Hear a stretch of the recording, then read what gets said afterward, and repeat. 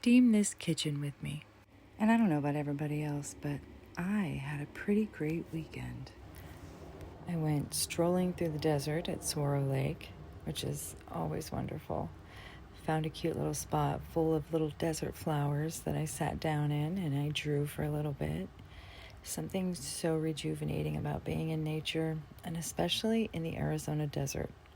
Maybe it's just me, but I love it, and I had a great weekend. I really hope you did too. I hope everybody stepped away from all the chaos and just let themselves calibrate again. Because man, this world it's a lot right now. So in the spirit of back to basics, keeping it simple, here I am, just shining up this kitchen.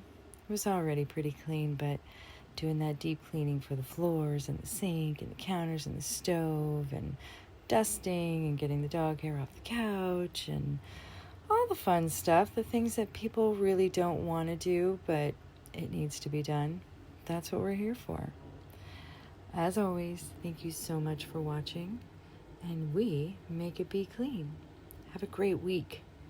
It's a big one in front of us, February 1st. Here we go.